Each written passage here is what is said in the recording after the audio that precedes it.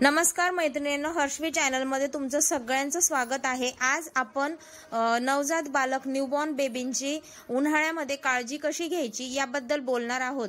आपले लहान बाळांचे जर हा पहिला उन्हाळा असेल तर आपल्याला काळजी वाटते की उन्हाळ्यात बाळाची काळजी कशी घ्यायची। सगळ्यात महत्त्वाची गोष्ट म्हणजे लहान बाळांना त्यांच्या आईचं दूध देणं खूप गरजेचं असतं। जास्तीत जास्त दूध पाजायचं म्हणजे त्यांच्या शरीरातलं पाणी हे मेंटेन राहतं आणि त्यामुळे शरीरात पाणी मेंटेन असल्यामुळे त्यांना कुठलाही त्रास होत नाही, त्यांची त्वचा ही खूप छान राहते आणि बाळ सुंदर दिसायला मदत होते। त्याचबरोबर बाळाला जास्त उन्हात 10 ते 5 या दरम्यान उन्हात काढू नये, कारण उन्हात जर घेऊन गेलं तर बाळाला जुलाब लागण्याची शक्यता असते आणि ते साध्या औषधाने जुलाब व्यवस्थित बरे होत नाही आणि त्यांना हॉस्पिटलाइज करायची गरज पडते आणि त्यामुळे आपण लहान बाळांना 10 ते 5 या दरम्यान उन्हात घेऊन जाऊ नये।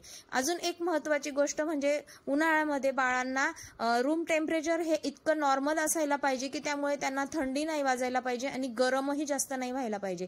आपण काय करतो की डायरेक्ट एसी किंवा फॅन समोर बाळाला टाकतो, ते अगदी चुकीचं आहे। तसं न करता बाळाला एसी किंवा फॅनच्या जवळ जास्त टाकू नये आणि सैलसर कपडे, जसे आता आम्ही आमच्या बाळाला घातलेले आहेत असे सैलसर कपडे घालायचे आणि जर रूम टेम्परेचर थोडं गार असेल तर अगदी पातळ अशी कॉटनची ओढणी घ्यायची आणि त्याच्याने पूर्ण बाळाला रॅप करायचं। जर आपल्या बाळाला रॅप करायची सवय नसेल तर असं ओपन जरी झोपवलं तरी पण चालेल, कारण उन्हाळा कडक असल्यामुळे बाळाला रॅप केल्यावर सुद्धा अंगावर घामोळ्या वगैरे येऊ शकतात आणि त्यांचे जे हे पार्ट्स आहेत, हे एक पॉइंट, हा एक दुसरा पॉइंट आणि हे जे पायाचे ज्या छोट्या छोट्या हे असे फोल्ड आहेत, इथे आपण आंघोळ झाल्यानंतर पावडर वगैरे टाकायचं नाही तर घामोळ्या येण्याची शक्यता असते, रॅशेस येण्याची शक्यता असते। आणि बाळाला सगळ्यात महत्त्वाची गोष्ट म्हणजे तुम्ही म्हणणार की उन्हाळा खूप कडक आहे आणि बाळाला तहान लागत असेल, अगदी चुकीचं आहे। असं काही करू नये। बाळाला जर शरीरात पाण्याची कमतरता असेल तर जास्तीत जास्त ब्रेस्ट मिल्क द्यायची गरज आहे आणि जास्तीत जास्त आईचं दूध पाजलं म्हणजे बाळाला त्याच्यातनं त्यांच्या पाण्याची रिक्वायरमेंट ही पूर्ण होते। आपल्याला वाटतच असेल तर आईने जास्तीत जास्त पाणी प्यावं आणि त्यातून बाळाची पाण्याची रिक्वायरमेंट ही पूर्ण होते। त्यामुळे बाळाला पाणी देण्याची चूक कधीच करू नये। बाळाला जर बाहेरचं पाणी दिलं तर त्याच्याने त्याला स्टमक इन्फेक्शन होऊ शकतं आणि बाळ खूप जास्त आजारी पडू शकतं, त्यामुळे पाणी देण्याची चूक करू नये। दुसरी गोष्ट म्हणजे जेव्हा आपण बाळाला उन्हामध्ये 10 ते 15 मिनिटाच्या कोवळ्या उन्हात ठेवतो तेव्हा ह्या वेळेला खूप ऊन कडक असल्यामुळे बाळाला पातळ असा बारीक असा पडदा आड लावायचा आणि मग त्याला 10 ते 15 मिनिटाचं ऊन द्यायचं।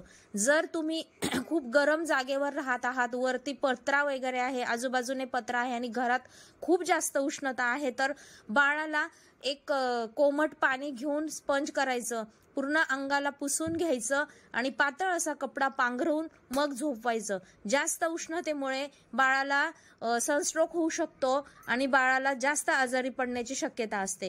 त्यामुळे लहान बाळाची काळजी घेताना ह्या सगळ्या गोष्टी अगदी व्यवस्थित बघायच्या। जर तुमचं बाळ 6 महिन्याच्या पुढचं असेल तर बाळाला बाहेर घेऊन जाताना ज्यूस, लिक्विड घेऊन जायचं आणि जास्तीत जास्त ज्यूस आणि लिक्विड देण्याचा प्रयत्न करायचं। 10 ते 5च्या दरम्यान जास्तीत जास्त बाहेर जाण्याचं टाळायचं। जर खूप काही जास्त गरजच आहे जायचं, अर्जन्सी असेल तर बाळाला व्यवस्थित कव्हर करायचं म्हणजे जास्त कपडे घालायचे नाही, टोचणारे कपडे घालायचे नाही, अगदी मऊ कपडे घालायचे आणि वरून बाळाला पातळ असा कपडा पांघरून बाहेर घेऊन जायचं आणि सावलीत जास्तीत जास्त ठेवायचा प्रयत्न करायचा। बाळाला जास्तीत जास्त खाऊ पिऊ घालायचं, त्यामुळे बाळाच्या अंगात प्रतिकार शक्ती राहील आणि जे काही जास्त ऊन लागणार आहे त्याचा बाळाला त्रास होणार नाही।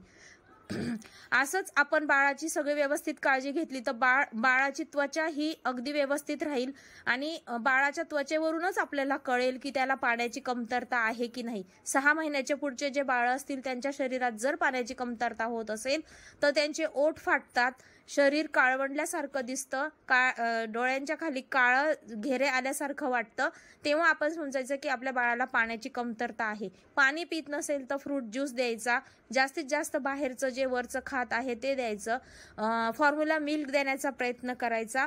अशा प्रकारे जर व्यवस्थित काळजी घेतली तर उन्हाचा त्रास हा कमी होण्याचा मदत होईल. असेच नवनवीन व्हिडिओ घेऊन मी तुमच्या भेटीला येत राहीन. तोपर्यंत बाय.